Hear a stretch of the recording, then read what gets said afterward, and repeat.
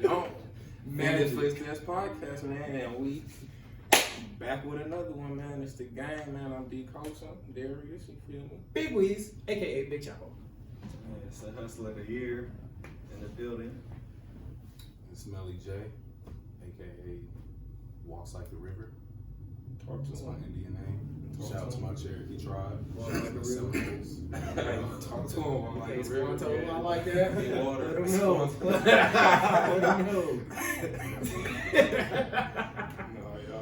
Man, anyway, we just cracked the code to one of the most simple but difficult and annoying things in the world. Turning the flash on has alleviated all issues of needing to know if the camera was on or not. You giving up the sauce, you giving up the sauce. Hey, in case you listen to this, we just put you on. So rock with us because we just put you on. This been killing us since November, literally. Like, oh, Gee, now it's gonna ride a high. So simple. so let's kick this thing off, man. What's been up? Y'all want to get the? I say let's get the cool stuff out the way first Kick it because off. I want to have a discussion that has something to do with our prior discussion, but it was some finance stuff. So we'll save all the finance stuff for the last because it seems like everybody got a lot to talk about in that regard. So we can start off with the ratchets. We can start off with the sports. It's on you, kick it off. Man, okay. Have y'all heard about this Big U Whack 100 Nipsey Hussle thing? This is crazy. So do y'all know who Hassan Campbell is? No. Hassan, do y'all know who African Bambaataa is? The musician? Yes. African Bambaataa popping from like 1973. Hassan Campbell is a dude that used to run with him. He was molested by Africa Bambaataa as a teenager, and the problem is that as an adult, this continued. So when he came out with his story, everybody's up in the air because they like what happened? Because as a kid, okay, then we get that. But as a 32-year-old man, as a 36-year-old man, you still going back to his long story short, him and Wack was having a conversation. He was secretly recording Wack. Wack pretty much exposed we already know to be true. There's a big rumor that Big U pretty much set up Nipsey Hussle to be killed. And Whack 100 confirmed, he didn't say those words, but he talked about how Big U was extorting Nip. He tried to get 30% off of his contract. He tried to redo his contract after Nip died to get he was spilling the beans about a lot of different things that he just shouldn't have talked about. I thought y'all would have heard about this. I can't believe Whack is freely roaming California right now. I feel like half of LA is trying to kill him for the stuff he was saying. It was crazy. He really exposed. I mean, he was outright disrespectful. He said a lot of crazy things. He said that Nip was gay. He said that he had a gay sex tape with Lauren London. I don't know if I believe that, but he say he got it. Other people said that they heard this thing. You said what? How you have a gay sex tape with Lauren London? I guess a dude was involved. Him and Nip. This is what Whack 100 is saying. He just gossiping and shit. Yeah, that's why I'm saying I don't know if I believe all that because we ain't even gotta get into that. It's going on for sure. Yeah, but in this that is coming out of. This is like an audio of Whack 100. Yeah, he's being secretly recorded. Yeah, his Yeah. voice is on this saying all of this. His voice is saying all of this. So let me go This back is to him the saying this. let me go back to the beginning of your story. Well, So it's still hearsay though. who is this? Who is this? Whack Who 100. is he? Who is this dude he talking to, and why is he talking to him about anything? So they were on Academics podcast together. So this an old ass nigga or something? He fuck with He Africa Bambaataa? 40-year-old, yeah. Cool. He's not hella old. No, yeah. he said Hassan Campbell, yeah, he's 40. Yeah, he in his 40s, early 40s type shit. But so they were on Academics podcast together. Now I don't know if they was previously beefing or not, and Act helped them mend it or whatever, but he got them to be on his podcast together. So that was where all of this started.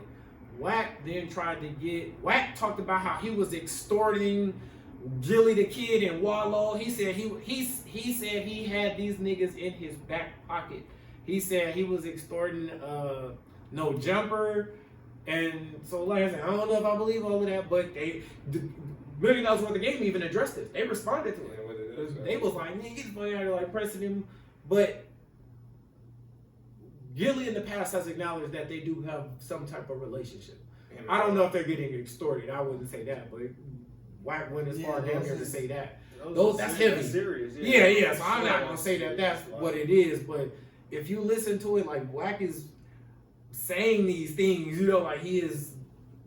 It's hard to misconstrue his words. Like he pretty direct with what he's saying. But in regards to what he's saying about them, I thought that was crazy, just because that's already been a real big rumor around Big U name that he got Nipsey killed, and for Wack to talk about how this man tried to take everything even after he died. Like he tried to redo his contract to take more money from him.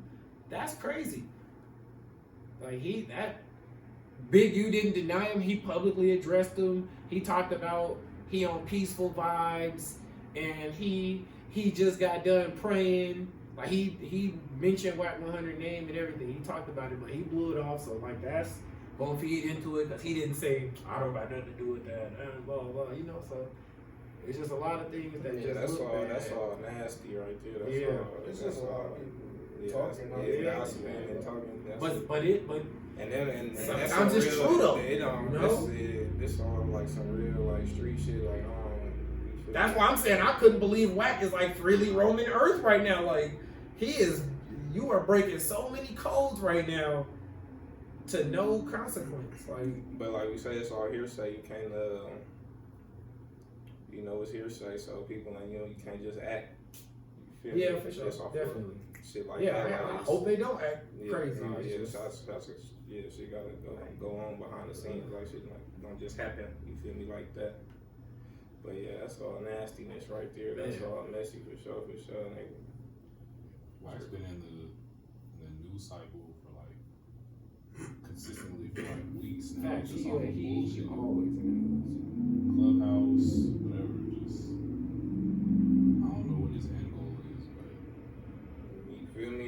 That's the thing. You never know what nobody angle is. It could be genius shit. Niggas was talking, and like I said, I don't know much about this situation, but niggas was talking bad about Kanye when he was in the news a little bit. You feel me? It was all for a reason. You feel me? It's always something for a reason. If your name in the media, you feel me? It's for a reason, probably. Like it's probably orchestrated, strategic, or something. I don't know what all they got going on, man. But that's all nastiness for sure. who does Wack manage? The Game, Blueface. Yeah, he like Yeah, a few other people that nobody heard of. Those are Right. real main. Those are the only main ones. Yeah. Yeah, facts. But yeah, I guess since we started with in the music industry, I guess they say Rocky done murdered somebody or not murdered, but shot somebody. Shot somebody. That's crazy. That shit was crazy. Yeah. What the fuck is going on, man? They said that the gun that they found in his house wasn't the gun that matched, but they also say they got that on They went in video. his crib. I thought he got arrested at the airport. Yeah, he did. They went in his crib like today or yesterday, Oh man. but they found two guns. Neither of them matched the weapon from the That shooting. shit don't matter. Yeah, he got Yeah, they guns. said they got that shit on He video. got guns in the house that they registered to me, and that's what's the problem. Yeah. What's the problem?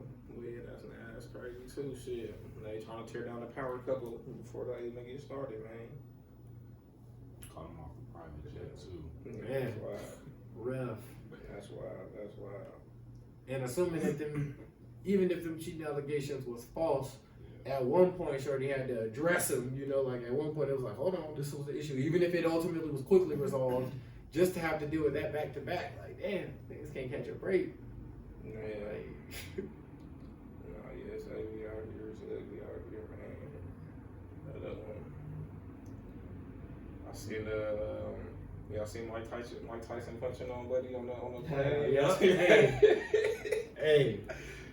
Them was love taps though. Mike was being nice to us. Yeah, Mike could have killed him. Yeah, them He was knows love that. taps. Love taps. Like, hold on, sit down, buddy. Like, chill out, bucko. He said, bro, I'm here was tripping. annoying. I'm here tripping. He was. I was looking at the video, like, bro, he was just too hyper. Like, get out of here with all of that. You feel me? Yeah, well, Will he give him some body shots or Face. to the face? Not hard face shots. He wasn't He was like punching popping back or nothing. He was just Yeah, just like literally like Like, you know the little ball that the boxers be doing. Yeah, he can. The punches were a little bit harder than that. Less punches. He didn't punch him that many times, but he hit him like that.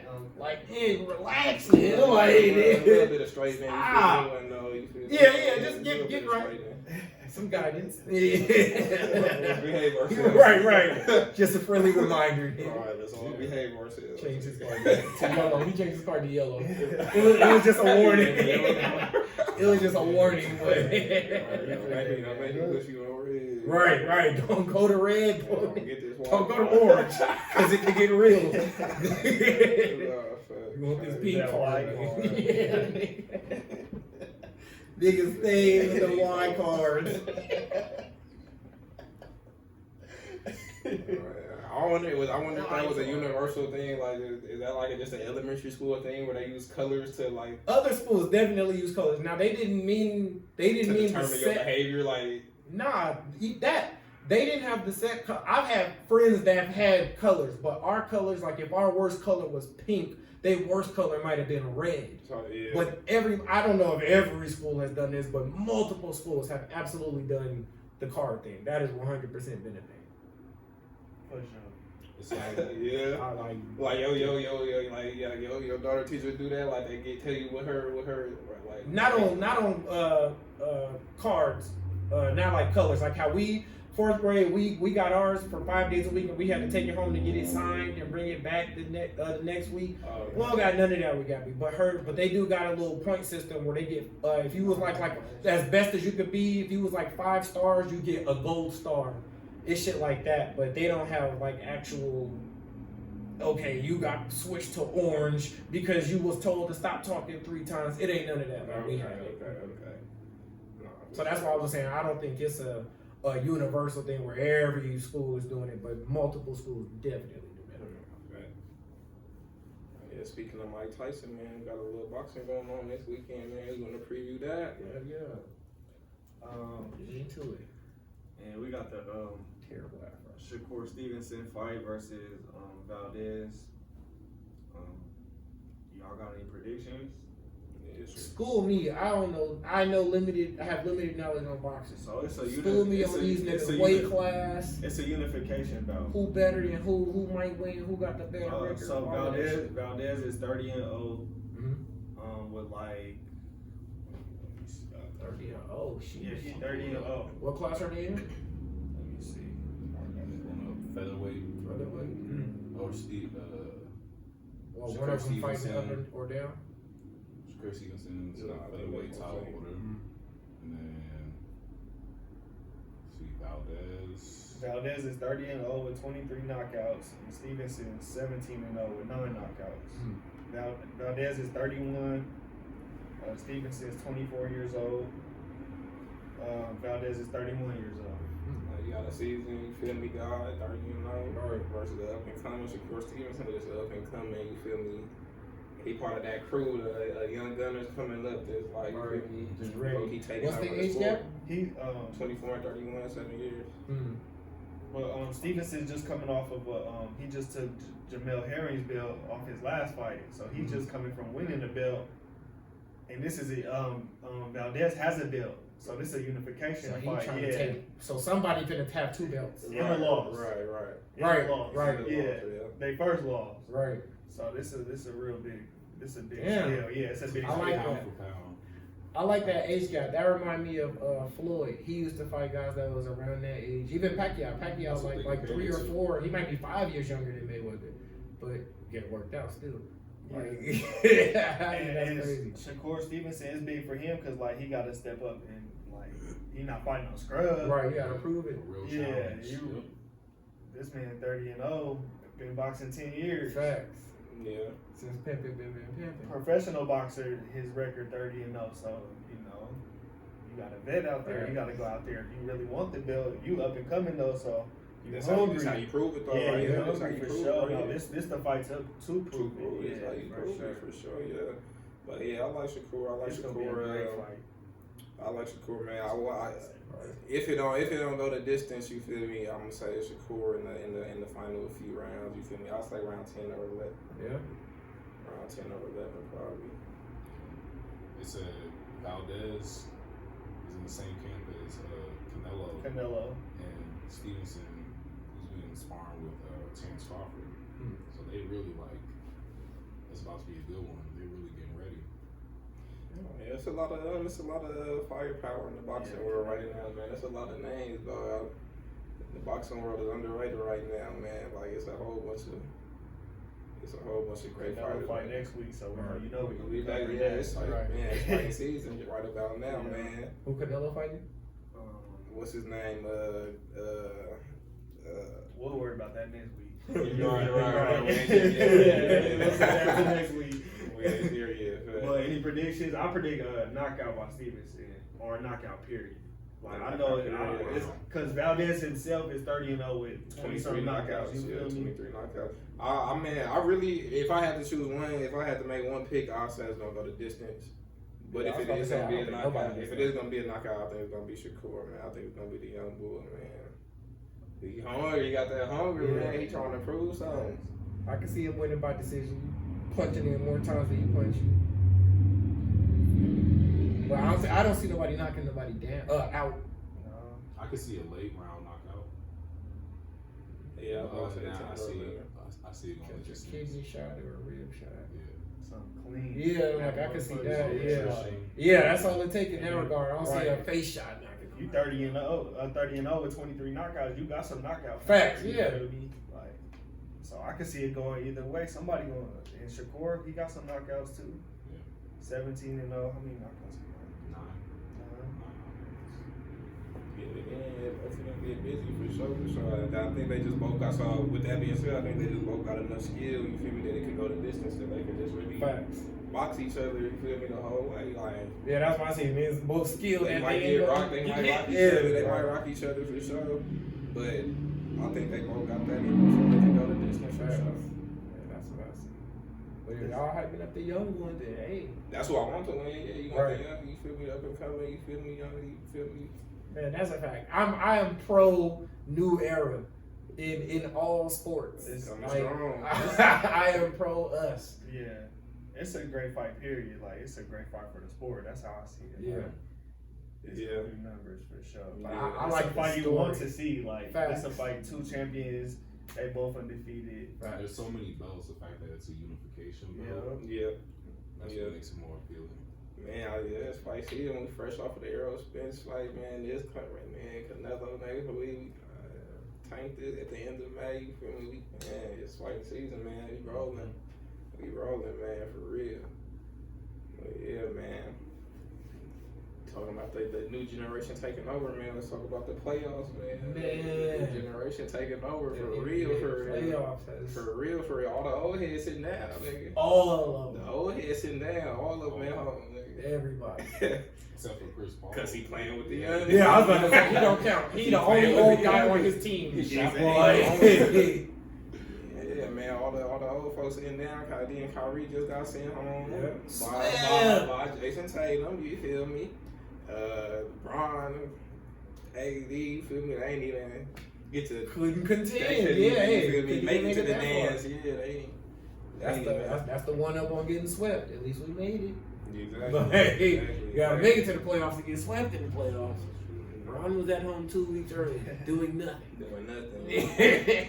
Yeah, tweeting. He live tweeting the game. Facts. Yeah. You a commentator, spectator. That's all you is right now. But for real though, do you think it's something to this? To the young?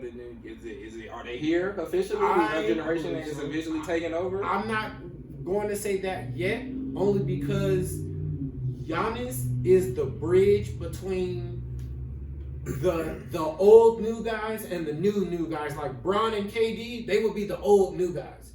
Kobe, they are the old half of the modern era. Giannis is pretty young too. Yeah, but what I'm saying is he got drafted in 2012. He is the bridge between a John Morant who just got drafted. You get what I'm saying? Like so, he is the last of the young guy. He is the oldest of the young guys. So basically. what are you saying? He's a middle child. Yeah, literally like that. Yeah. So I was saying, I'm not gonna go as far as to say that these young guys got it yet because they have not won it. The only one who is not a true OG that has won it is Giannis, who we just acknowledged is the bridge. Man, fuck winning it. Fuck winning it. Well, that matters. No, we can't say fuck winning it. When you're talking about a generation of players taking over, only one person only one talent win every year. True, but none of those young guys have won it. Like, so that's what I'm saying. Giannis is the one who is 1 foot in, 1 foot out of that because he got drafted in an era full of the OGs. These young guys got drafted in an era where all of the OGs is regularly hurt or getting ready for any moment to be out the league. Giannis was. So I'm thinking right now. So if anybody other than the Bucks win the championship this year, yes, that's my point. That's what I'm saying. But okay. So when they take it, see, I feel like Giannis got handed the baton from all the other OGs. I think Bron probably is done winning championships. KD maybe has 1 or 2. Steph maybe has 1 or 2 type shit. But other than that, most of the OGs, it's probably y'all time is probably past. Whereas now, John Morant might win Finals MVP because we're assuming that he might get there, show out, and his team win. Anthony Edwards, obviously his team just lost, but he went out averaging 30. So like that gives us something to look forward to next year if y'all able to build. So all of these different pieces. Luka just finally got to the second round. So like, all right, he's making strides in his playoff career. If all of those pieces just continue to make slow and steady strides and end up really snatching the baton, and now regularly somebody from this last group of guys is regularly expected to or is regularly winning championships, at that point I say, oh yeah, these young niggas snatched the league. Because at this point, going into this season, we had the Warriors possibly winning the championship, Lakers possibly winning the championship, Nets possibly winning the championship. It was still the OGs that we were looking at like, okay, they might win a championship. Now injuries or just outright getting ran. You feel me? Some teams got hurt, some teams got ran, and now the OG's sitting home like you just said. So now that make you kind of sit up on your seat. It's like we chilling, and then the way they go out, it's like, oh, hold on. Now if the young guys bring it home and win that championship, now it's like, oh, done deal. At the very least, they sent a very clear message. Yeah, that's what I'm saying. They got us sitting up like, They sent a very clear message. Bron didn't even make the playoffs. Facts. We looked silly the whole season. You feel me? Facts. These young guys, they didn't. That's what I'm saying. Like they didn't shock the league.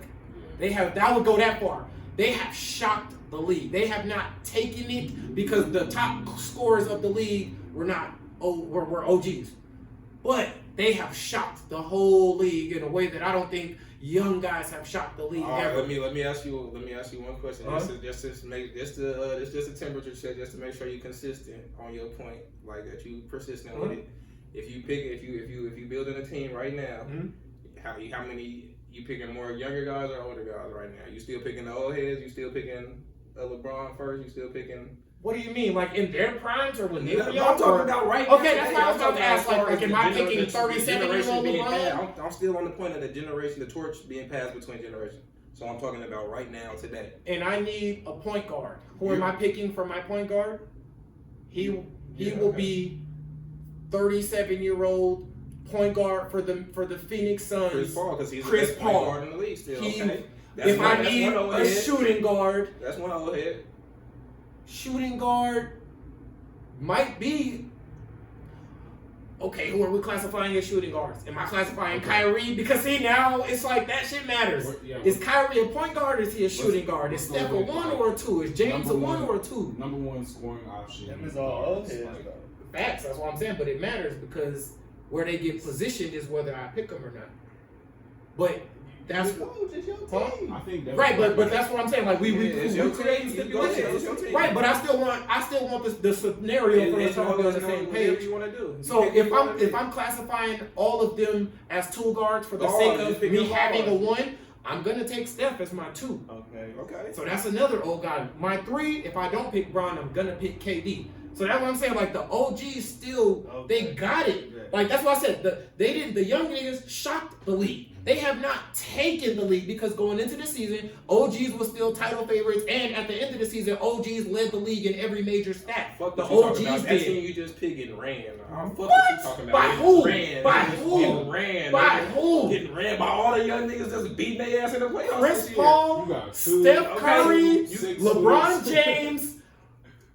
all them old ass Who niggas. is a forward? We could pick any. We could put KD at the 3 and Bron at the 4. KD is a legitimate then- pick. KD is a legitimate pick for sure. You got that. Okay. Defense.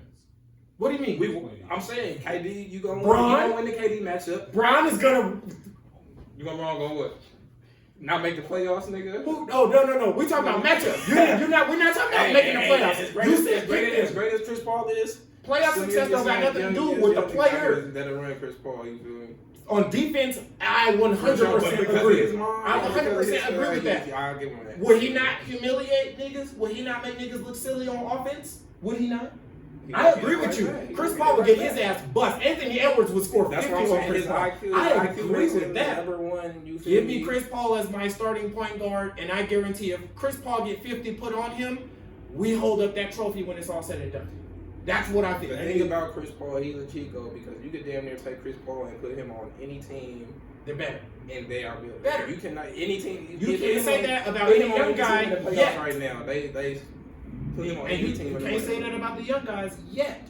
You feel me? But niggas is making steady strides. Like, I see why John Morant won Most Improved Player. They won 20 more games than they did last year. You know, I don't think he should have won because he was a legit MVP candidate. The role player should win Most Improved. An MVP candidate who is a franchise player should not win Most Improved. You are expected to be better every year. Honestly, like, for that reason, you shouldn't win. Most Improved is like, damn, we didn't really expect you to go from 14 points a game to 21 points a game off the bench. That's a guy who should win Most Improved in my eyes.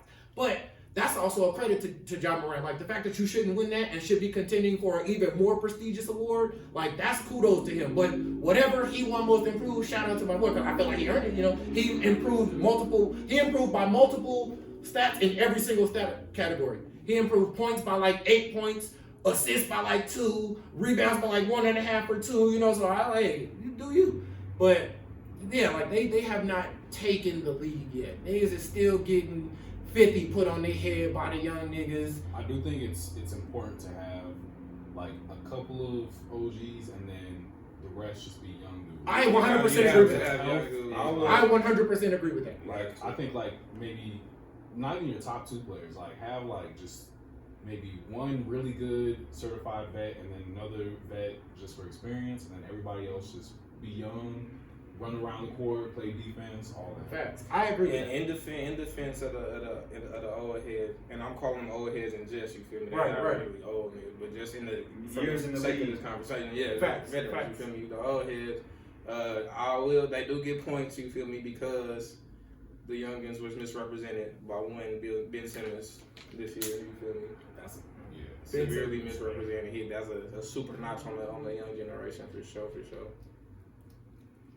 So the old heads definitely went out swinging. You feel me? Like Yeah. I would like to, now y'all speaking on that, I would like to see like a veterans versus like the new generation, game, that like type of in an all-star game or Yeah, something like yeah, that.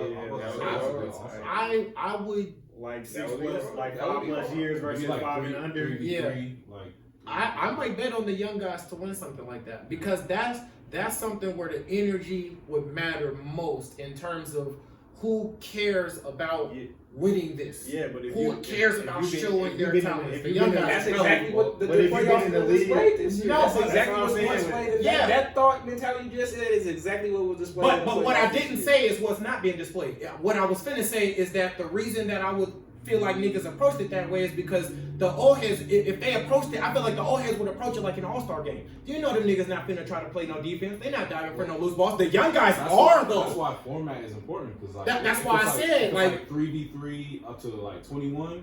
I Fact. think that would be. But I would see- venture to say they can't keep up in the playoffs. Bron, them niggas can get worked out by niggas at this point in their careers, my boy. I'm not saying they can't, but they are not. I don't see any young guy outperforming an old guy. Is Bron capable of getting 30 dropped on his ass? Yes, of course. Bron has a 56-point game, a 50-point game, multiple 40-point games, multiple 30-point games this season. So it's not like he not gonna stomp on niggas too. KD scored 50 at the start of this season. He's had multiple 50-point games this season, multiple 40-point games this season. Damian Lillard dropped 60 on niggas. Like, I'm not finna act like, yes, if we gonna say, can niggas get their ass bust? Yes. Can niggas outperform the OGs in their entirety when the marbles are being counted? The way niggas is, KD is still KD. Like, I'm not, I'm quick to slander KD. I always give him his compliments, but I'll be quick to be like, your bitch ass. Nigga, I'm not gonna go as far as be like KD's a bum. KD, would LaMelo Ball, would he cross him and make him fall to the ground? Yes. Would he hit a couple threes in his face? Yes. Could he score 25, 30 on KD? Yes. Would KD not drop 40 on LaMelo Ball? Easy. Blender. NutriBullet. Steph Curry. Would he get lit the fuck up by Anthony Edwards? Yes. Sure. Anthony Edwards put 50 on Steph in his building this year. Anthony Edwards fucked Steph up this year. Exactly what you're saying right now, though. That team you putting together, you feel me? You can't. None of them can hide on defense. You feel me? You can't hide nobody. That's why I agree with his point when he said you gotta have them young niggas, because he's right. These old niggas not finna run around with these niggas. That's why you're right in that regard. The difference is if it was because you gotta hide LaMelo, you would have to hide Alonzo. You would have to hide Anthony Edwards to a degree, depending on who you got guarding him. If you got Steph, if you got him guarding Steph, I don't know that I need to hide Melo on CP. I don't know that I need to do that. We're just going matchup for matchup, position for position. Yeah, I'd agree with that. I don't know that. I'd agree with that. You got to keep up with them, though. Sure. And like, so they X each other out because y'all have to keep up with each other. To where, okay, like that's why I get the young niggas a pass in terms of the energy. But if I had young niggas versus old niggas in a game 7 of in a 7-game series for an actual NBA championship, I'm betting on the old niggas. If I saw a 5-on-5 in the All-Star game, I'm betting on the young niggas. Right. That's what I see. I'm not betting against the old niggas that have done this. Like, do y'all got any predictions for the finals? The Bucks. Who's gonna be in the finals? No, never mind. I used to have the Bucks. I thought the Bucks was gonna stomp through. I still got the Heat. Yeah, you still like the Heat? Yeah, I still like the Heat. I like Boston. Yeah? I like Boston. And I think whoever come out the East gonna win the whole thing. Yeah, low key. I can see that. That would mean Jason Tatum and Jaylen Brown both have championships at the end of this year. Yeah. I might have the Warriors. I might change it. Yeah, I like the Warriors out the West too. After that first round, like I definitely got to admit my opinions changed after the first round. But as it stands, Boston and the Warriors. Yeah, he looked like regular season. Yeah, they're starting. He looks normal. Started, yeah, for sure. Yeah, the Warriors, they looking like the Warriors. Yeah. Clay, he looked like Clay.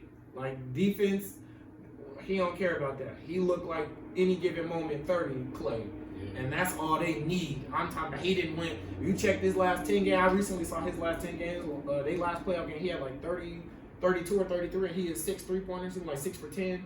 His last 10 games, just like 5 3s, 6 3s. With Clay, I wonder how he, because I haven't seen them play. Yeah. I think I've seen them play one game this first round. But I would wonder how his defense been looking, because that was another big part of his identity. Fact. Yeah, that's what I'm saying. He acknowledged before he came back that he wasn't really going to be the Clay or like all defense. I think he did an interview where he said he wasn't going to be his all defensive self. But it's at least adequate and like not even beyond it. If you feel me solid. Yeah, if I can guard your best, if I can guard your 6th man, or I can guard your 3rd scoring option, low key, that's good. Because he a legit 6'7", 6'8".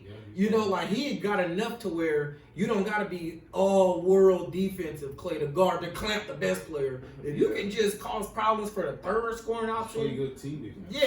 Yeah, help when we need to contest.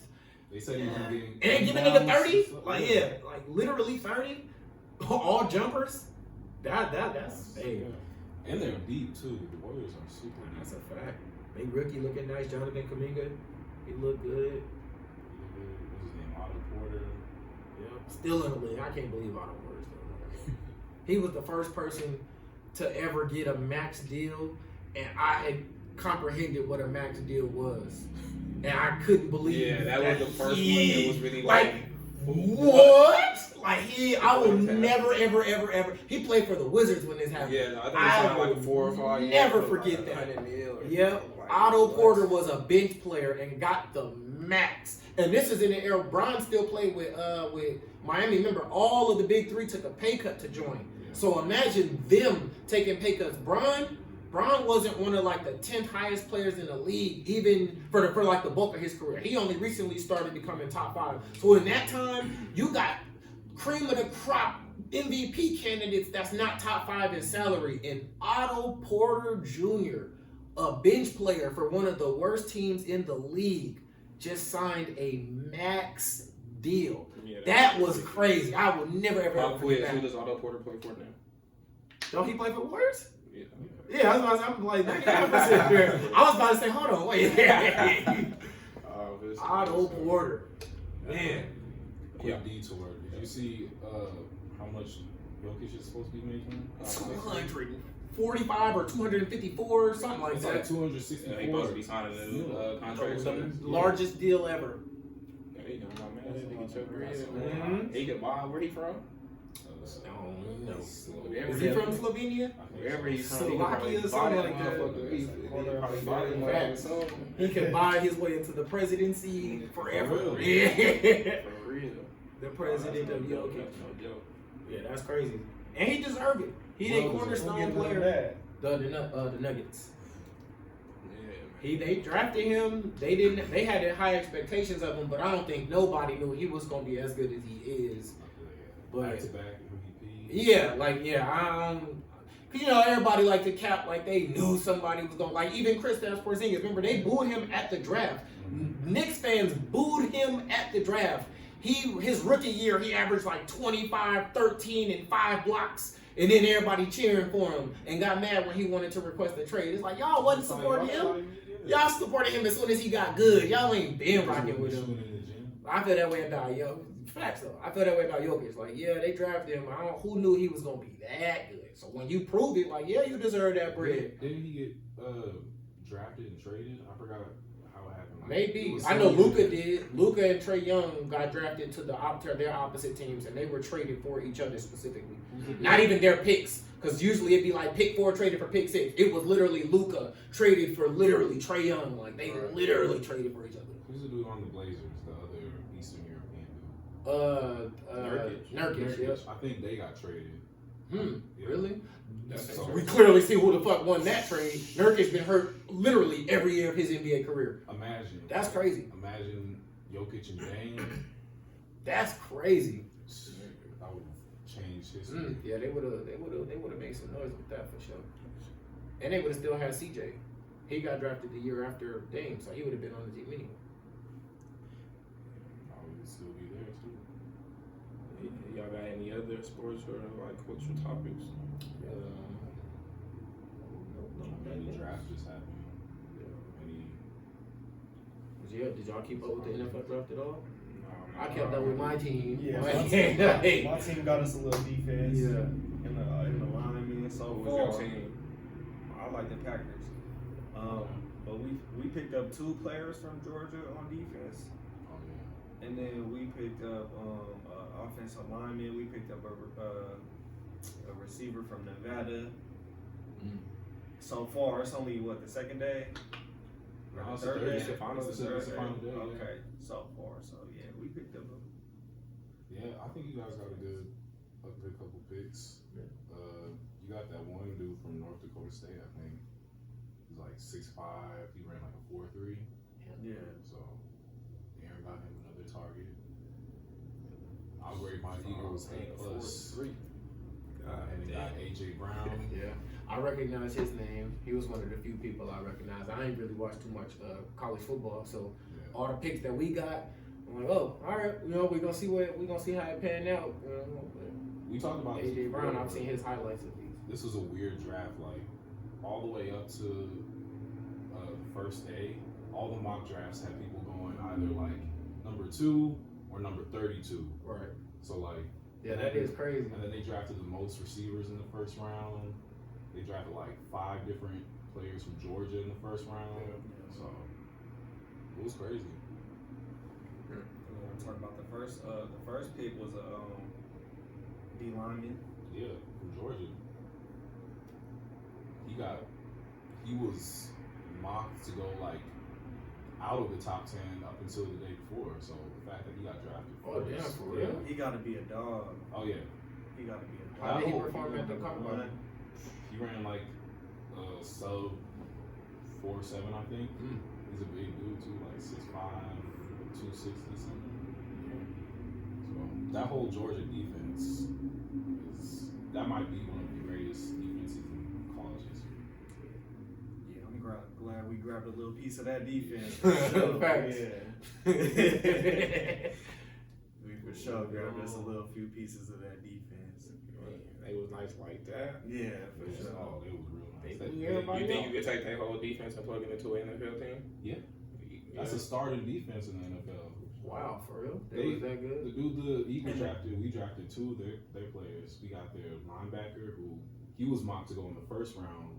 He went all the way up until the third round because he had like a pec and shoulder injury, Yeah. and he was about to get surgery for it. So teams were about to bet on him, and he's kind of undersized too. But he's like, people have been talking about him like he's supposed to be the next Patrick Willis, or like he's one of them. And then Right.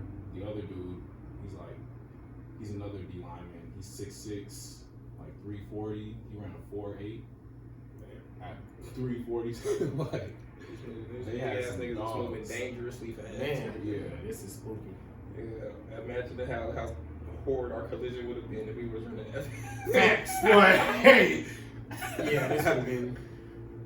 We got fucked up that bad. We were both running 5 points. Facts. a 5.7. the slowest 40-yard dash. They broke every bone head to toe. The slowest run ever. Y'all ready to transition into the financials? Get into it, yeah, man. Yeah, we got a linebacker from Georgia. Defensive lineman. we'll be on here first. Come on, yeah. Come on. All right, back to the podcast, nigga. He was on them pigs. Y'all did Yeah, get what's- a Georgia player. That's crazy. What y'all want to start with on that side, though? Drew, kick it off with that crypto, man. We had a crypto announcement this week. The second country to officially adopt crypto as legal tender, the Central African Republic. They pretty much adopted crypto as their national currency. All crypto, or they Bitcoin. legalizing Bitcoin? Bitcoin specifically. Right. So this country, it's an announcement, but it's really not like something big because it's really not like the infrastructure. As you all know, Bitcoin is run off the internet. Right. And it's a country that really ain't got that infrastructure yet. Right. But and it's like a real poor country also.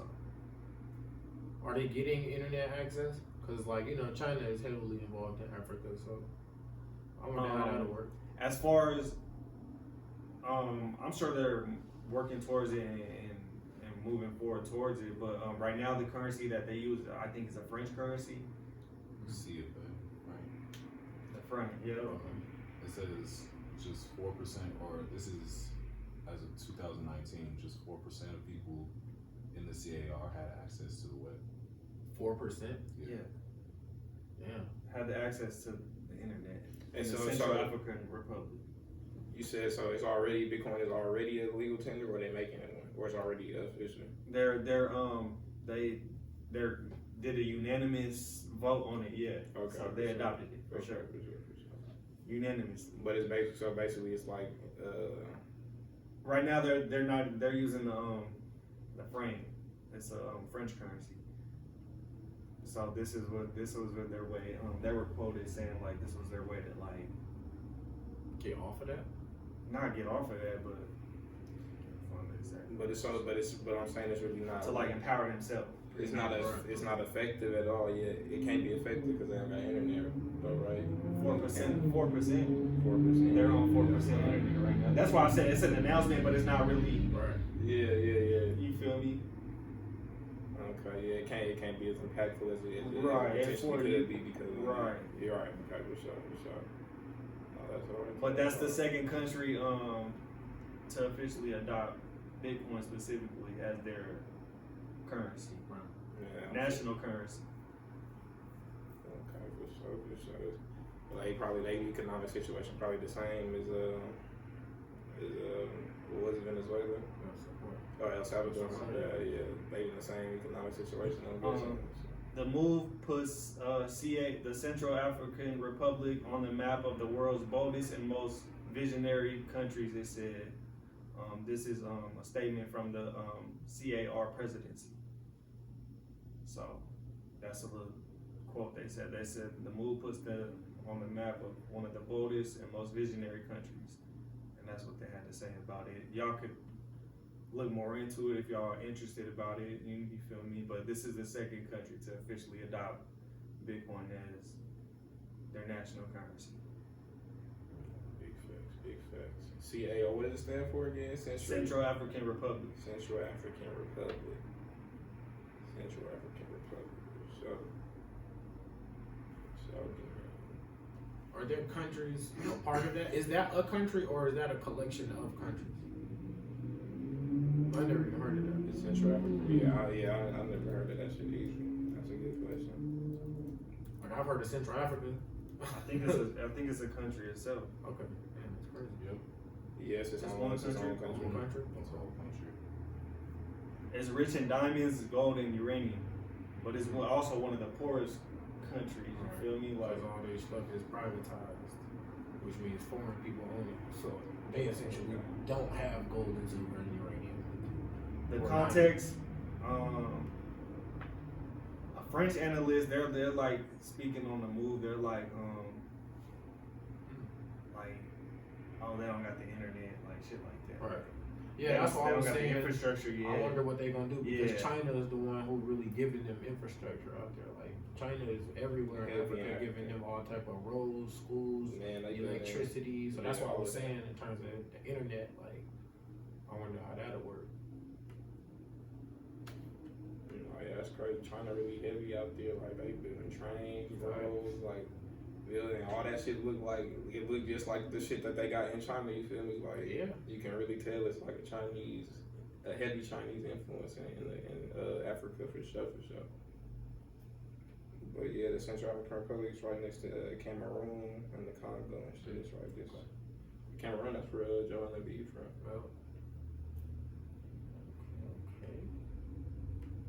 No, so yeah, they must have seen something they like that was going on over there in El Salvador, man.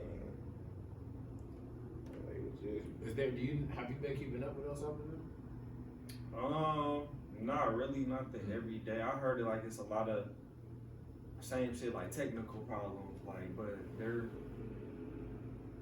in their development every day. Or feel me, like, but kept up with it as far as what. If you just had an update in general, like since we last spoke about it, I ain't seen nothing, I ain't heard nothing, so I thought you might have. That's a good enough update to me, just knowing that whatever issues they encounter, they're still making progress. I haven't heard anything at all, so that's why I was saying, like, have you heard pretty much anything about how they? These countries adopting Bitcoin. You feel me? That's just like the first step, I guess, on over a long-term plan. You feel me? They got a whole bunch of infrastructure and shit that they still got to build. And other things they got to get done to make it all come together, but this is like a first step, you feel me, to making a change, I suppose, in these nations. This thing. What else you want to get into, though, man? What else you had lined up? Did y'all have something else to talk about? Oh, you go ahead. You said you had something you wanted to. Yeah, it was kind of not that big.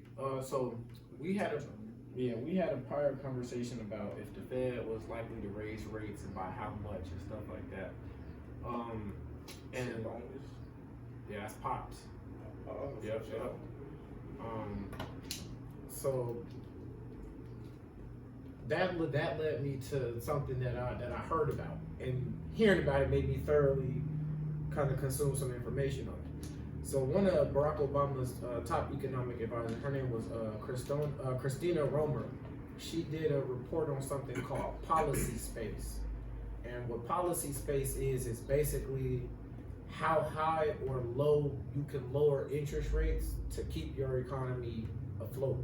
And she did this study going back hundreds of years, but then aside from that, she focused on just America, going all the way back up to, the study came out in like 2016, 2017, so up to there, she thoroughly covered. So COVID, all this would have had nothing to do with none of that. Mm-hmm. But she broke down the history of interest rate raises and lowers, and as we've progressed, the more and more hiccups we've had, basically, it's like we're going downstairs.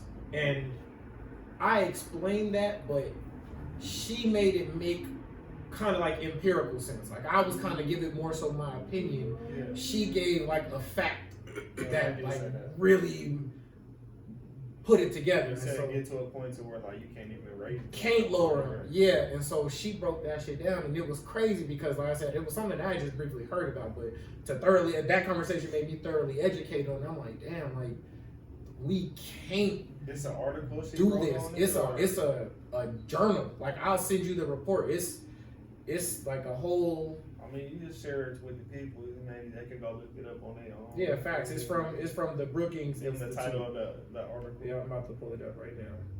It's like 40 pages long. They can get into all the nitty gritty. Yeah, it's called Fiscal Space and the Aftermath of Financial Crises: How It Matters and Why. It's 74 pages long. And she breaks down like literally her ultimate conclusion was that people with the least amount of debt are the people who have the most wiggle room to handle financial crises. We used to be in that position, and the time that we were in that position was when we had our highest interest rates. So she broke down how we started flipping how we acted. We used to raise interest rates as the economy was getting better and better and better, which is kind of what you should do. You raise interest rates, people make more money, you pay more money on savings, so that's what you should do. What we were doing, we kept lowering interest rates the more and more the economy was doing great. So once we lowered them to 1 or 2, and then we had a financial crisis, we had to lower them to 0. Right. In the Great Depression, we didn't lower rates to 0 because they were so high. So us lowering them, we lowered them all the way down to 2, which was our version of 0 because it was all-time low. Like rates had never been at 2. But it was because they were so damn high. That could be our floor. After all of this time of us, instead of raising interest rates as the economy is doing better, we keep lowering them as they get better. Then something bad happens. Now that's our ceiling. And so she breaks down like at what point in the 30s we created a new ceiling for ourselves. Then right after World War II, we had a real inflationary. Prices got real crazy, and that created a new ceiling. Then the 50s, the 50s is looked at as like the last great period of time in America, where like the government was clean, the books was clean, banks was good, businesses was good, people was making the most money in terms of like prices per people on earth. Like the 50s was the last great decade in American history. If you Google it, it's crazy. Like we went through real technological advances in the 50s. We made real strides as people. Like, it was crazy. But she break down like how the 50s was the last great time, because by the time that we had the 60s, we went to war. Then Lyndon B. Johnson had something called the Great Society. He's the reason college and Medicare cost so damn much. And so those things created a new floor for us, because when we had to deal with the consequences, we had less policy space to work with, less wiggle room to work with. So then we go into the 70s. The 70s was caused because of the 60s. Then we only corrected that by making interest rates 20% at the start of the 80s. That's the only thing that fixed the 70s. But from the 80s to the 90s, we kind of like reset. Yeah. Where we just had high interest rates, and now everything is correcting itself. But then we spent the rest of the 80s lowering interest rates. So that just kind of erased all the progress that had been done from the 30s to the 70s. So then by the 90s, we got into real bad trouble. We lowered interest rates to 0 for the first time in 2000. Then going into from 2000 to 2008, we try to get them up, and then we can't. And then we have another hiccup, which is the 08 crisis. So then that pushes them down even lower. And then we try to recover from that. And technically speaking, the economy never recovered to pre-08 vibes to where she just got worse and worse. And so the chart that she had, it looked like stairs. Like it literally was just stairs. And so that made me think, like when we was talking about like, will they raise interest rates? Sure, they might one day, but like how much is really what matters. Like nobody cares about will they raise rates 7 times. If you only raise rates 7 times, I mean that's a lot, but if you only do it incrementally, it doesn't really matter. Right. But that report really made me think like, it's not even about opinion. Like they can't do some of the things that they are saying they aspire to do down the road. Like they can't. But that was really scary to me. Like I would definitely recommend reading this because it was really interesting in terms of like why we are destined to see what we're destined to see. Why the government can't undo this. It was really interesting. Is there like a sweet spot percentage wise? There's a sweet spot percentage wise that we like. Cause it's like it seems like it's forever changing. You feel me? Based off of shit that's going on. But is there a sweet spot that we should always be aiming to be at or near? You feel me? Like what in terms of the interest rate when you feel me? When we get too high or get too low, well, that's low key the scam of the Federal Reserve. Before the Federal Reserve, every entity in American history that had the power to create money, they never cared about the interest rate. The interest rate was always market-based. The market set the interest rate. Right. When people in mass decide that they want to save money, interest rates will go up. When people in mass decide they're going to start spending more money, interest rates will go down.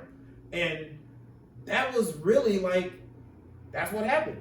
You know, and so like if you Google this, America's savings rate has decreased from like 1959 or 69 to now, and it's largely because the Fed continued to change its statute to focus more and more on interest rates. So that gave like it's called a negative feedback loop, where they are doing something because they think they see something. You're telling me A, so I'm doing A. Well, it's really is you're doing B, so I'm still doing A.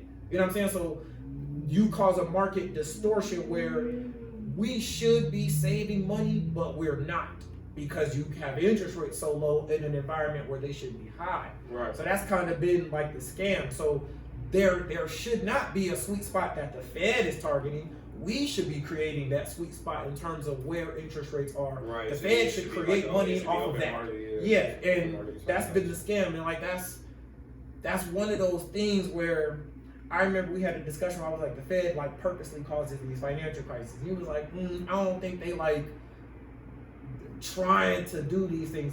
That's one of those things where I feel like that's obviously you trying to cause something bad. Because it's like, why else would you do these things? Right. Like when I sent you how the Fed raised rates hella times right before a crisis, like do you think that's on accident? If I break down the math to you real simply, how I just said you should raise rates when the economy gets better, lower them as it gets worse. At some point, the Fed, you spend 8 years lowering interest rates when you knew you should have raised them, and then as soon as something bad happens, you raise them hella fucking times. That happened in the 30s. Let's give niggas a pass and say they didn't know what they were doing and they just acted wrong. Okay, fine. But then you did it again in the 90s. Where you spent 8-9 years lowering interest rates, and then as soon as there's a crisis, now you want to raise interest rates hella times, and then you cause a crisis, and then you're like, oh my God, I didn't know that was gonna happen. You know, like at what point is it on purpose? You did it the first time, okay, give you a pass. The second time you did it though, you nearly ended the world, which was the whole 1990s. There was this called the Asian financial crisis. This shit low-key started in Mexico. Mexico had a bad financial crisis in 1984. Japan had one in the mid-80s as well. We fucked the economies up, kicked the problem down the road, then the problem blew up in Russia. Then it blew up in like Argentina and Venezuela and China, and that was all in 1994 going into 1999. That's when it affected America. That's when we had that shit helped cause the dot-com bubble to get even worse. See what I'm saying? Like we fucked up all these different places, and then right when it started fucking us up, now we raised interest rates, blow up the whole world. Then going into 2000, do the same dickhead shit where now we finna lower interest rates, And then right as 2008 crisis been happening, we raise interest rates hella fucking times, and then you blow up the economy again. And then going into 2020, you lower interest rates all the times. And then you randomly raise, like, that shit is on purpose. You can't keep causing factually the most significant financial crises in American history. Chronologically, every single one of those. The Great Depression, the 1990, 08, and 2020. If you go reverse, those are top 5 the most devastating crises we have ever had. And all of them conveniently were caused by you having interest rates. You were intentionally lowering. It's not like you wasn't doing shit to rates. You were lowering them. The lower you make interest rates, the easier you make it to do dickhead shit. Now, if we know this, don't you think the Fed knows this? Sure. What do you think them niggas know? The more we lower interest rates, the more niggas is gonna be inclined to do real fuck shit. Well, why would you spend 8 years lowering interest rates then? And then the only reason you stopped lowering interest rates was because you were causing a recession. So to stop that recession, you said, let me raise rates hella times. Even though you haven't done that in 8 years. Why would you do it now? Why would that be the fix? So then you do it, you cause a global crisis. Those were all global crises, everything I just named. They affected America the most. They were global crises. They had the biggest countries in the world fucked up. That shit is on purpose to me. At some point, like, you niggas are not accidentally ruining the world. Quite literally, accidentally putting the world at risk every other decade. Like, you are doing this on purpose. Yeah. Well, as recently, the last 30 years, it's been every decade. Yeah, that's deep what she's saying right now, for sure. That's some food for thought, for Like, sure. they're too So smart. what do you think it is? And they just banking up, they just caking up, making sure they on the right side of each time and caking up. Like, is that the objective, or what's the purpose? Low key. I mean, I'm looking, when you said negative feedback, I looked it up and it's showing like a bunch of diagrams. It's showing like a difference between the positive and the negative one. It shows like traders sell, price falls, traders buy, price rises. It keeps going around. Google. And for the positive one, it's just price rises and then traders buy. Yep. Google positive or negative feedback loop interest rates. And you'll see that when the Fed lowers interest rates, they typically do it in an environment where they should raise them. That should give us the signal to save more money. And when we save less money in an environment where we should save more, that gives us less space to work with when a crisis happens, right? If you don't got no money when shit going good, you're guaranteed to not have no money when shit go bad. The Fed is guaranteeing that you don't have money when shit's going good because they have interest rates at 0. When interest rates are 0, you're not going to save your money. The reason you don't save because you're going to get 0% on your interest rate. You're more inclined to go invest that money where you could potentially lose it all and have nothing. So in an environment where we should save money, they telling niggas don't save your money, go invest it. But then they cause a fucking financial crisis that ruins the whole world. You're likely to sell all of those assets right back to the very same niggas who told you to buy that shit and don't save your money. You did not accidentally tell me, hey, don't save your money. I'm gonna make it harder for you to save money because I'm gonna make interest rates 0. They're literally telling you that for 8 years. How? Because they keep lowering interest rates. Every time they lower interest rates, they telling niggas, I don't want you saving money. Then in February, they lowered interest rates. I still don't want you saving money. Then in June, they lowered interest rates. Hey, by the way, don't forget, we don't want you saving money. And then the crisis happens. Oh, you don't got no money on you? I believe in What? I believe in Europe. I believe in Europe. They even went to negative interest rates at a point. Like that's Which will happen here. We're gonna take money from you if you leave it in the bank. Facts. You owe us money. That's a thing. You owe us money. On me. And that's crazy because when you think about it, Europe swore up and down they would never have negative interest rates. It was beneath them. They would never, ever, ever on earth have negative interest rates. And then they fucking did it. We kept saying, well, never, it's called ZERP or NERP. NERP is negative interest rate, ZERP is 0% interest rate.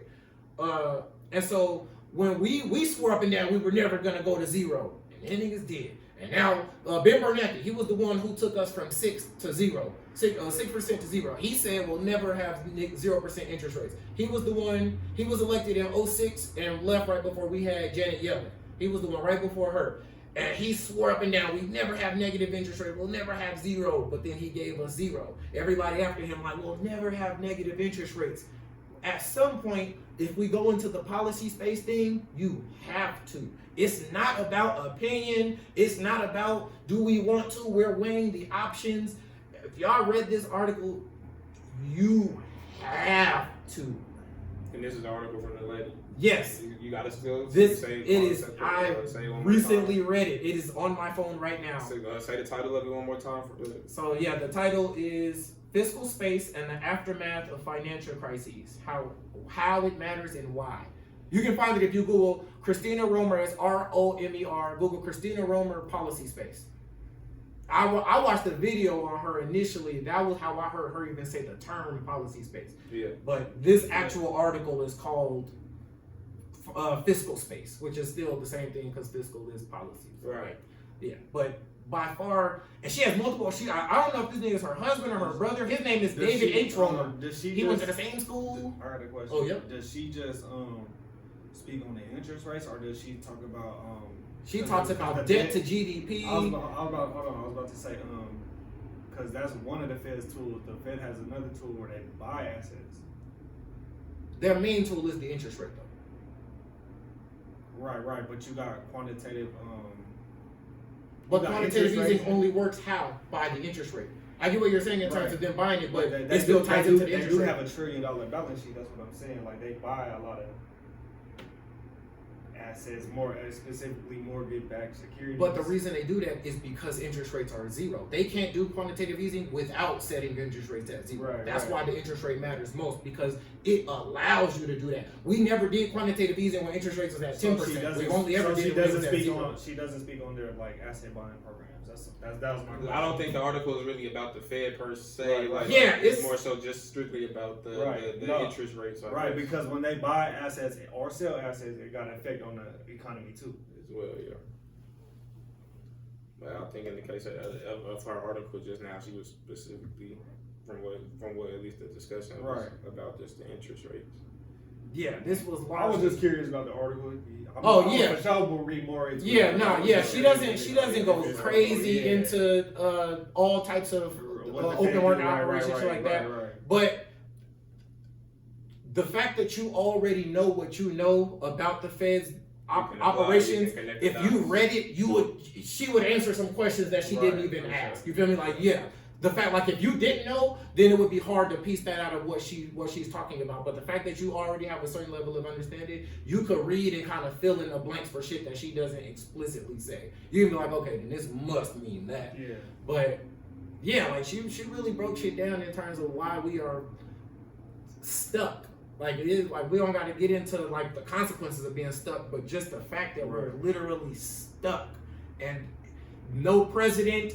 No, it's not gonna be the Democrats that ruin us, or it is that shit all mad. 400 years of stupid shit. Yeah, like yeah, Once that shit gotta add just up. a You feel fact. me? She broke it down like that. Like And borrowing it's and printing money, inevitable. that shit all gotta add up. That Yeah. shit is math. Like Yeah, fact. that chart, bro, was literally like stairs. It was like, why did we lower interest rates higher than 5% in this year? Because we couldn't. Because the debt could not be satisfied by paying that. We had that now. None of that would have made sense to me until 2018, 2019. That's the first real time that shit like that could make sense to me, because I remember rates was at 0%. We lowered them, we raised them up to 2% in September of 2018, and then we had a mini financial crisis. People don't know about that because they just didn't want to talk about it. That was the first time the bond market had a real scare. Then September 2019 was when the repo market that like is like the overnight facility for the bond market, that went under. That's when the bond market really went under. So like we are recently seeing what she's talking about. for sure, It's happening for us in real At time. the same time, to play devil's advocate, every time we had a crisis or anything, and we done came back and we had all-time highs every time. You feel me? But we had lows, and then we just come back and make an But all-time high that's a little bit later. that's the scam. We have not had the reset for this.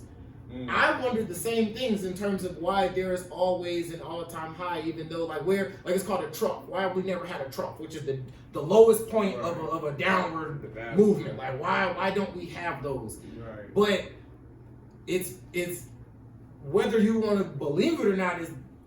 is up to you, but it's still true.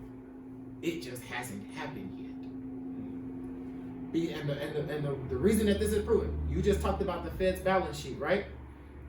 When we had a financial crisis in the 30s, it was largely fixed by the Fed buying up a bunch of assets. That was the first time that they did it, which was low-key illegal because it was against their mandate. They had rules that said that they would never buy government debt, they would never buy corporate debt.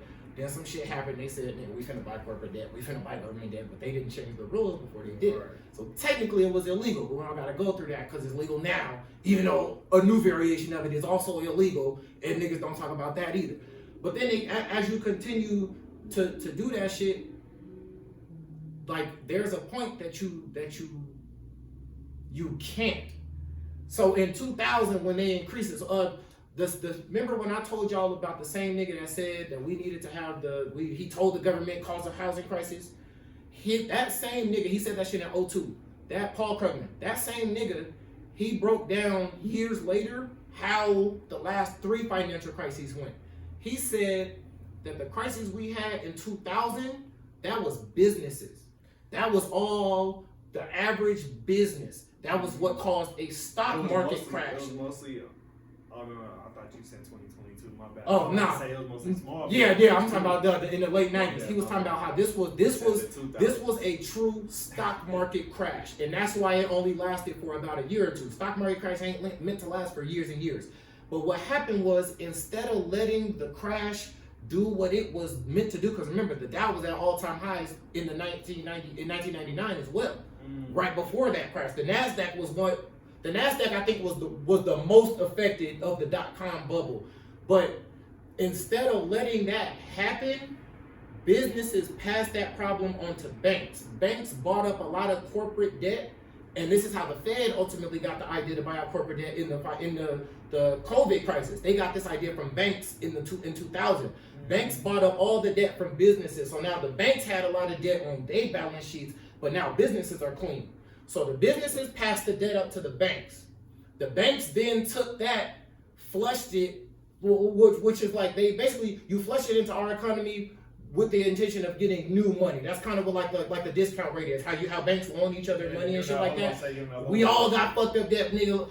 I got fucked up debt that matures in the next 3 months. So loan me this amount of money, and when that shit clear off my books in 6 months, I'll give you that plus this amount of money back. It's called ABCD paper. That means something. I don't know what the fuck it means, but the term ABCD paper is banks actually print this money. Like it's a form of paper money. So we use the form paper money, that's a blanket term. There are like 5 different types of actual paper money. ABCD paper money is one of those. But so that's how banks like kind of do their shit. So as businesses pass the problem to banks then recapitalized, they caused the housing crisis. But what happened in the housing crisis? The government bailed them out. The government went to banks and said, give us all that debt, we'll give you all the money. So the same thing banks did to businesses, the government did to banks. So what Paul Krugman broke this shit down was, the shit started with businesses, then it got to banks. And it went from banks to the government. We ain't seen the problem unfold with the government yet. Let nobody be like, damn, you lost all your bread, that's on you. And that's the problem. There has never been, fuck it. There's always, okay, we'll fix it. We'll fix it. We'll fix it. That's even how the FDIC got created in 1933. We went broke as the consumer. So then they said, oh damn, y'all ain't got no money. All right, we're gonna start insuring niggas. It was like $2,500 at first, and then shit got real, so they started giving niggas $100,000. Now they insure up to $250,000, which low-key allows the government to print even more money. Because whatever get lost, oh well, them niggas is responsible for it. They said they'll pay it back to y'all, so fuck your money. But whatever. So as you see, like, we saw what happened when people got bailed out. Shit it was fucked up, but then carried on. But then businesses got bailed out. Shit was even more fucked up for an even longer period of time, and then it ultimately got right. But then banks had to get bailed out, and then that's what caused the global crisis, where some countries still have not recovered from that. We have not seen a government get bailed out, and who will bail out that government? When we pass all the debt to the government, who bails them out? That's when you see the Dow Jones come crashing the fuck down from 38,000 to 500. That's when we gotta go ask China for some bread. And it's not gonna happen because they've been selling bonds since 2014, which means they've been giving us less money since 2014. They are telling us we're gonna give niggas less money next year, and then next year, hey, we're gonna give niggas even less money next year. So we can't go take out loans with niggas. On top of the fact we're the most indebted country on earth ever. There's never been a country on earth with more debt than us. How we looking trustworthy to pay our debt back? The government. We're actively debasing our currency. That's crazy. So when you think about these problems, Christina Romer break down all of this shit. That's why it's like we are stuck. There is no chess move. There is no nigga that whose door we can knock on in hopes that they got some sugar. We are fucked. Until shit passes, shit will pass. But the same how you just said, why are there always all time high? We haven't seen that day of reckoning yet. Like that's why when we move rates from 0 to 2, we saw the bond market is like the most stable thing to invest in. That's why it's debt. People look at, I don't ever want to be in debt. So if I am in debt, I'm guaranteed to pay you back because I definitely don't ever want to be in debt with you. So that's the bond market is always good to invest in. The grandkids they got some CDs from their grandparents, and in 50 years it's gonna be worth $110. You ain't gonna make shit, but you're guaranteed to get that money. So when the market of money that's guaranteed to be received, if that market blows up, imagine how bad shit is. Like the market where you know you're gonna get your money. If I put $100 in the stock market, I might lose it all. If I put $100 into a bond, I am guaranteed to get more money back. That is a 100% factual guarantee no matter what. You are absolutely always guaranteed mathematically to get more money. So what happens when you don't? That is the biggest scare of scares. The guaranteed money not paying. Imagine your job like, nigga, we ain't making payroll today. Y'all be like, wait, I just worked by 40. What do you mean? Because as really your 80 because you get paid bi-weekly. What Dennis mean by guaranteed money is a bond is the safest. A government bond, right. U.S. government bond is one of the safest investments you can make. And it blew up twice. Really 3 times. It blew up September 2018, blew up September 2019, and blew up March 2020. The March 2020 you can low-key give it a pass because the whole world blew up. Yeah.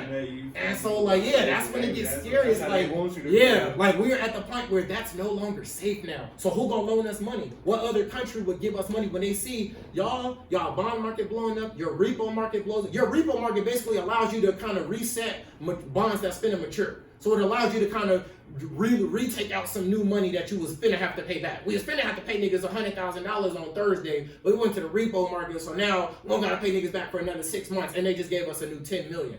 When that market blows up, then the bond market blows up. Now your government has no access to funds. Banks can't lend to each other. That's what happened. That's called intrabank lending. That's why the repo market exists.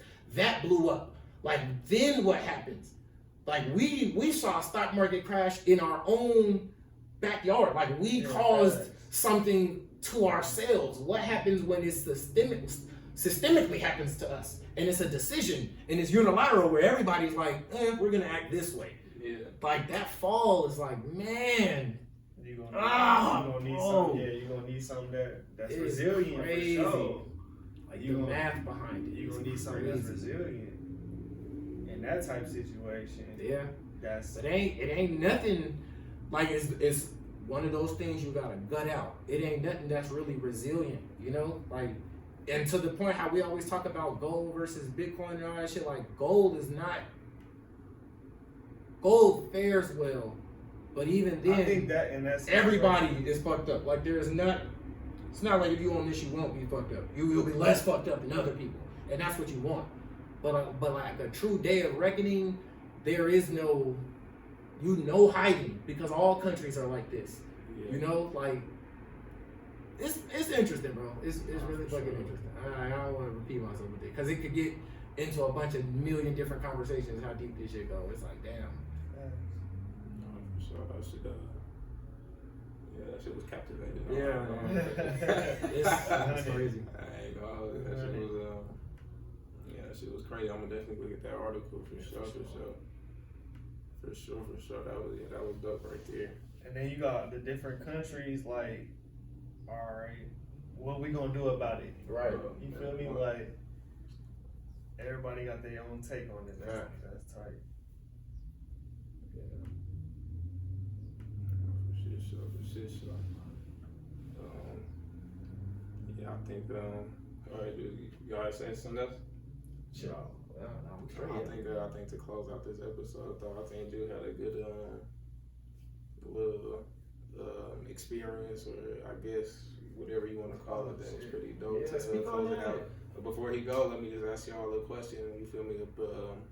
Preceding his story. Do y'all use Apple Play? Y'all use your Apple Wallet like on the regular, or do y'all use it at all? I use it Regularly? I've Like, used it that's your before, go-to? but not regularly. No, That's that's your not my go-to when you go-to. go to the store. Mm. Not at all. Usually, if I'm in a rush, yeah, I'm gonna use Apple Pay. If you're in a rush. Yeah.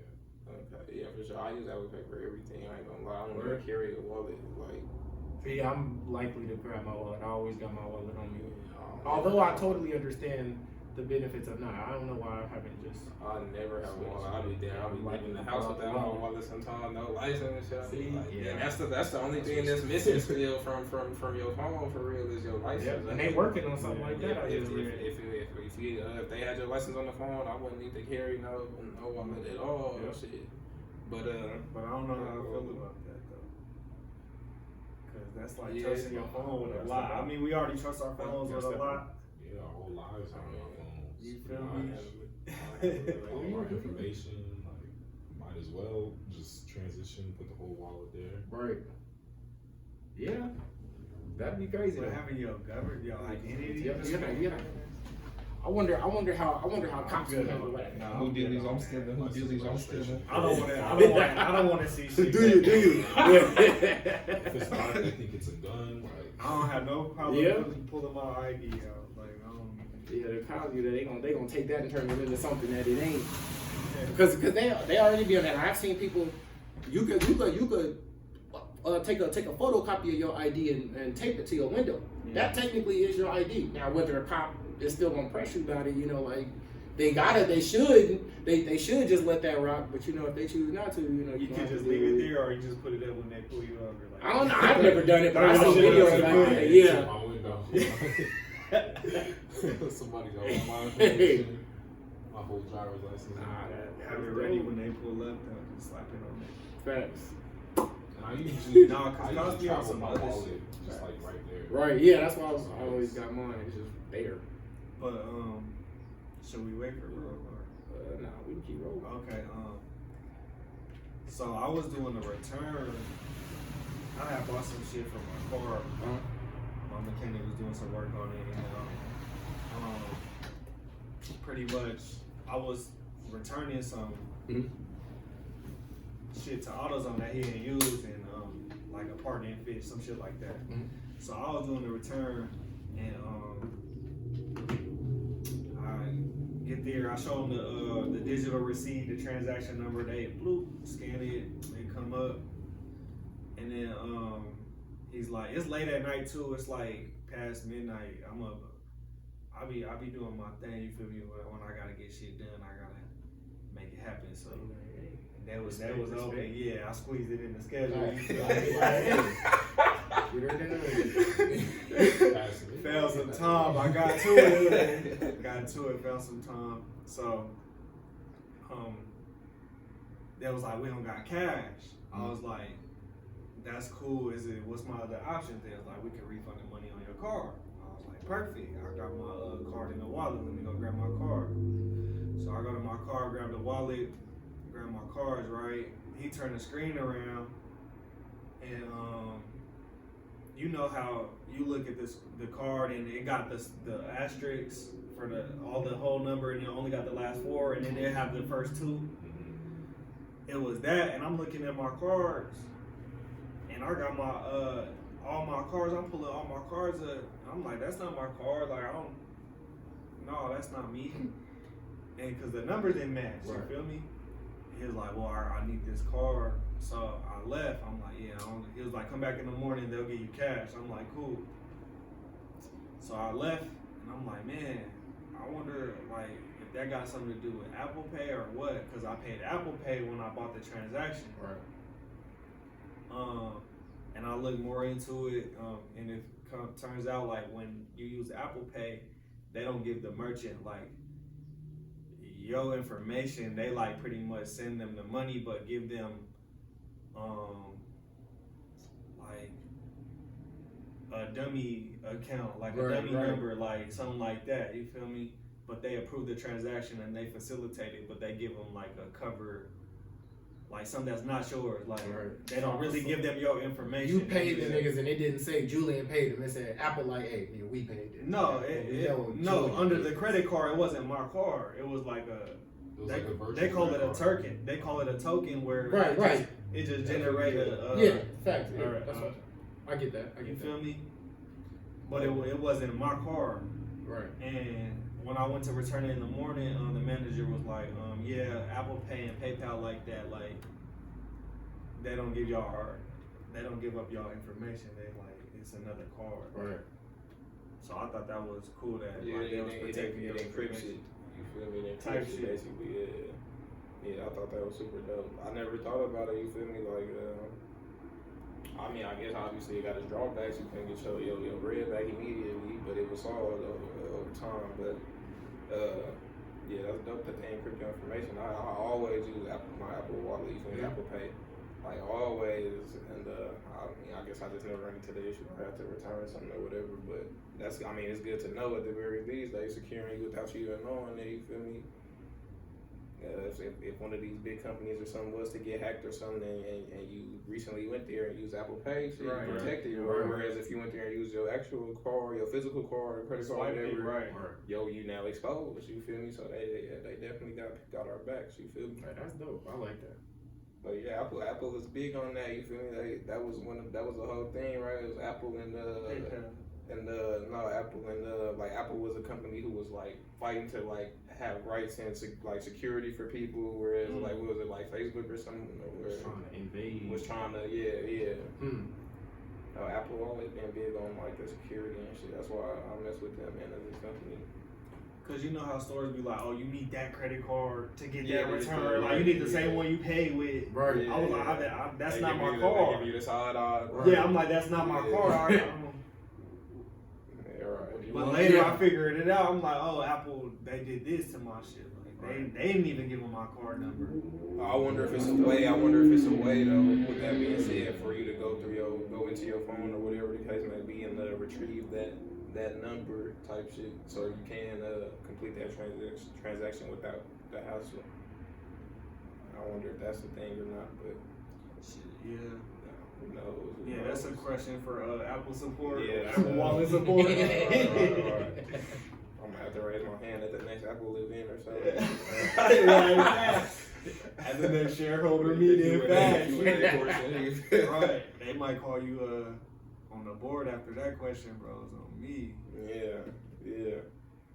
Okay, good show. Yeah, I thought that was a pretty dope story. Board C40. We don't do Apple Pay at my job anymore. No, No, don't accept it at all.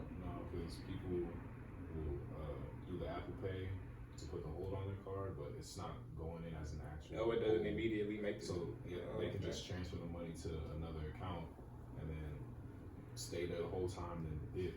Boy, scammers It's lost money. Like, whereas if it was just a card, like a physical card, then no, we're gonna charge your fucking card if you try to leave. I wonder if that's why dispensaries don't take Apple Pay. They explicitly say they don't take tap card, tap phone. They don't take none of that. We got Pay cash, and we gonna charge you $3 if you use your debit card. So you gotta pay cash. Use your debit card. They gonna force you to use cash. Facts. They gonna force you. That part. That's crazy. They getting high tech with these scams though. Finessing card systems like that. I mean, in general, that's a thing that's been done, but how they come up with new ways to do it is like, how do you reinvent the wheel? But y'all already upgraded y'all systems to where it's integrated that it takes the Apple Pay and shit. So if they was to do something to correct the bug or whatever to fix it, y'all can still like snap right back into using it, I suppose. Yeah. Hopefully it'll be easier, but that's scammers gonna scam, man. People gonna find a way. Facts. People gonna find a way. Always. Keep knocking at that wall at different angles till they break. You feel me? For sure. I heard it's like a fun fact, like or a stat, not a fact. I don't know if it's a fact, but there was like And phone scammers, like, they'll call 1,000 people and like maybe hit on like 4 or 5 of them. So Like, shit, damn near only need one. Shit, if it's the right one. Yeah. If it's the right one, for sure. That one big lid. For sure. But yeah, the scamming been getting hectic. Have y'all noticed an increase in the scamming shit lately? Like, I've been getting text messages that look crazy. Scam like calls from all types of countries. Yeah. I ain't been getting them no more, but it was like a week or two where it was like, man, they was on me. Like, yeah. I get the During scam the like election, like crazy. I was getting calls every single day, like every single hour, just random phone numbers. That shit was stressful, low key, because it's like, damn, did somebody really like have my shit? Like, right. you have my information? Right. Yeah, So do just keep calling me like that? Like, create that damage. Calls are most likely to be scam like calls. I just know I'm not gonna answer. Yeah. So yeah, just boo. Like, shit, that's crazy. That's crazy. Like I get at least 3-4 a day. They get ignored or blocked. It'd be new numbers too. I show you my block list, all hella numbers of previous scam likelies. Like niggas got new numbers. This shit is actually crazy. Look how many block. Yeah. He got the catalog, or he got the whole phone. You got every scammer. You got every scammer number. Because as soon as they call, I immediately just hit block. You could hit block immediately. So I just hit that shit. Crack down on the scammers. My boy got every. Yeah, nigga, I'm fully loaded. 8-7. No. Right. Do what you do, but stop calling me. Like you I don't hate, but leave me. I don't even answer the phone. I'm not gonna lie. That's why they miss calls. If your number not saved in my phone, I don't even answer my phone. Like, what? That's a fact. I ignore everything. Like, it's worse when you really like expecting a call and you might not have that person's number saved, so you do put that shit up. Yeah, that's what I'm about. That's exactly what I was gonna say. Like, if I'm expecting some shit, that's the only time I'm answering the phone. Now they got you though. Right. Now they got me. It's a lot. They start passing your shit around. Now you got 5 more calls. Like, motherfucker. Got him a Facebook. They selling your number. It's a lot right here, bro. Facts. Hey, they answer them in 10 seconds. That's $50. Right. That's $50, man.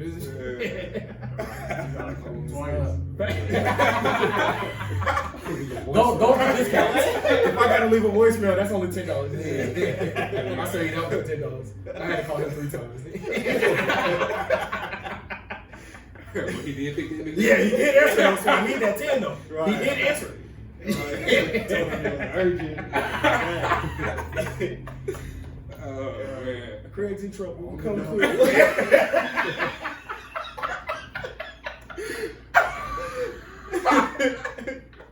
oh my God. That's my move. He said, "Drop everything. Craig's in trouble. Come quick." Oh my God.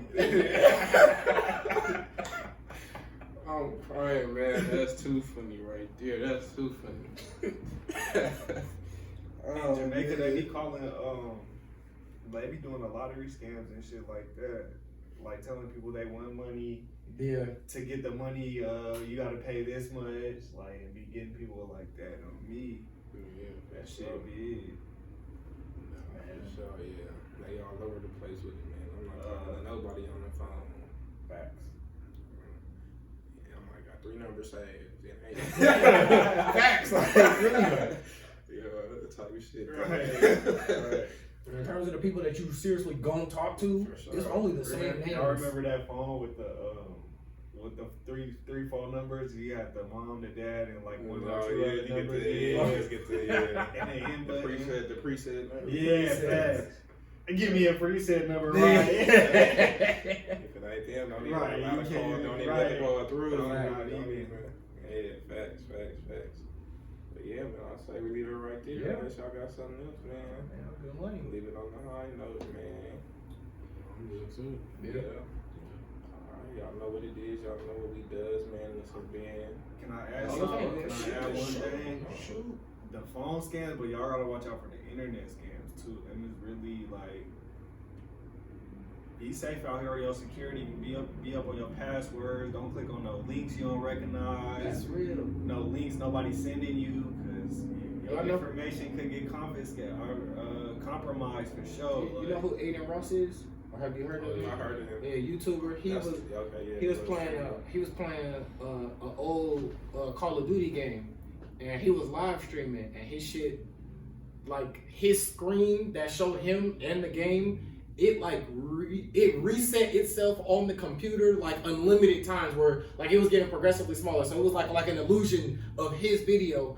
Somebody hacked him through his internet connection on his game. Apparently, an old Call of Duty game. It's a thing with Activision, where some of their old games, when they stopped like actively supporting servers for those games. So a nigga broke this down to me. This how I watched the video yesterday. So the games, they run the servers for certain games. So they got niggas that's gonna watch out for cheaters, that's gonna watch out for all type of funny business, whatever. When they stop, so whenever niggas announce that they no longer supporting games, security decrease. Yeah, it's to zero. There is no security. That's why old shit like Skyrim games that don't nobody play, they got all the craziest mods and hacks because ain't nobody watching the games to make sure of that. So when Activision stop supporting like Black Ops, Call of Duty Black Ops, the only servers that exist are niggas that still play. Right. As long as two niggas in the world is playing this game, they gonna create a server. And if a third nigga wanna play, he gonna hop on their server because it's the only server to be on. He got to. So that's how hackers, you could quit a game and go into a new match, and a hacker will in your next match, because only those matches exist because niggas not supporting. Ain't no IT support, ain't no contact support. We can't call Activision. Nigga hack my account. This shit soup, nigga. Like, it's done. And his shit got hacked through his Wi-Fi. And so the nigga that he was on live with was like, bro, the nigga probably got access to everything on your computer. You're gonna have to reset your computer, reset your modem, you gotta do it with your Wi-Fi off. That's how people keep getting hacked. If he has your Wi-Fi hacked, as long as you're connected to Wi-Fi, he can hack everything. You gotta disconnect your computer from the Wi-Fi, your phone, disconnect everything from the Wi-Fi, disconnect your Wi-Fi, then restart your computer. You're gonna lose everything on this computer because you're gonna hard reset it. So it's gonna be a brand new computer. You're gonna lose everything on that motherfucker.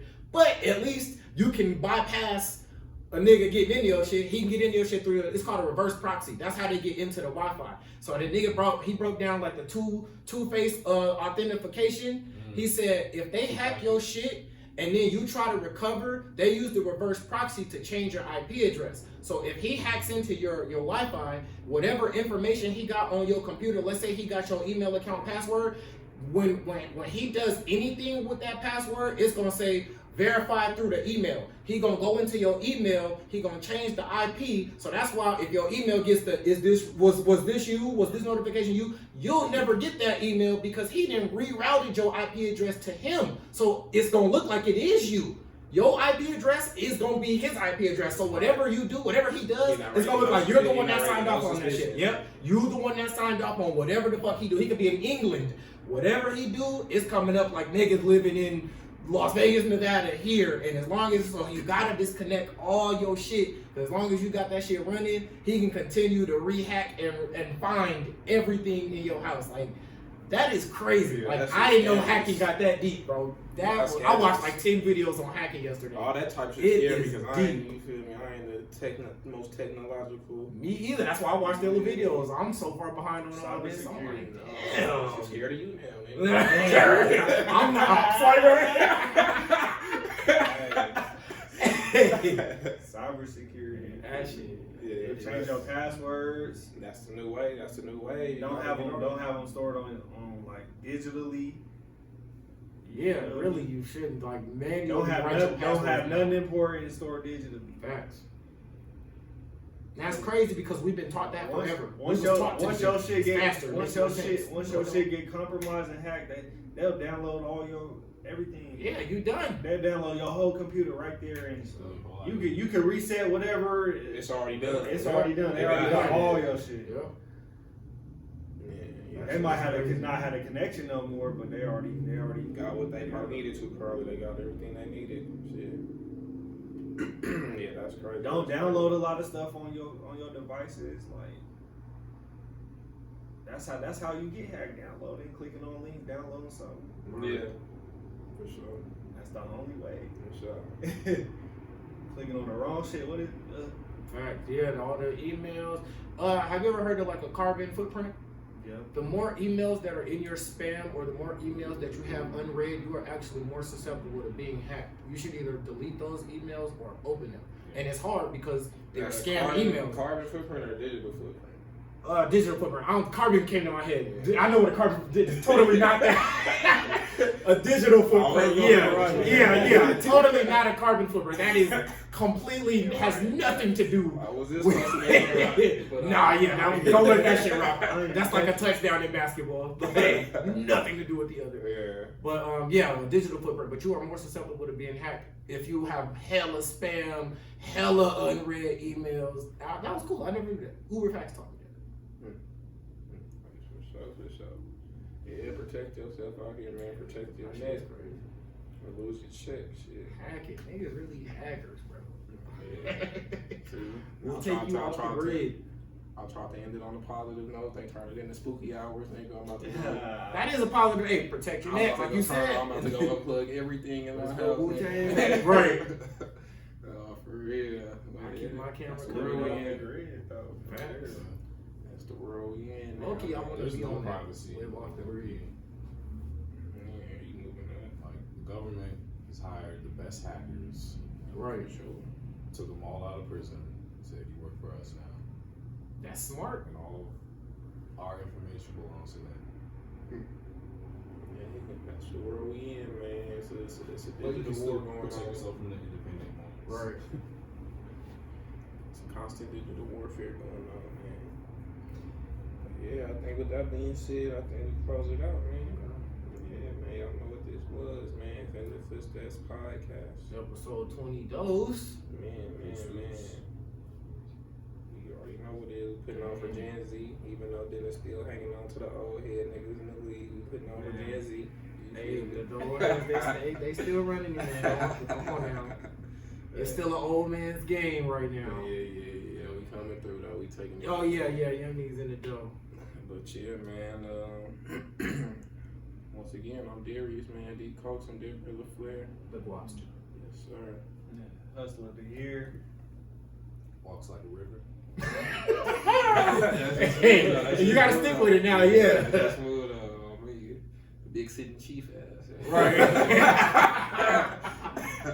No, that shit hard, though. That shit smooth. That shit hit, man. But yeah, man, this was another edition. Check it out everywhere, man. Audio on all podcast platforms, video, visuals on YouTube, man. I don't know if y'all can tell the difference, man, but we doing it up, stepping it up, making changes here and there, man. We're getting it right for y'all, man. So just keep fucking with us, man, and we're gonna keep fucking with y'all, man. That's what it is. FinLit Footsteps, man. We out. Big weeks.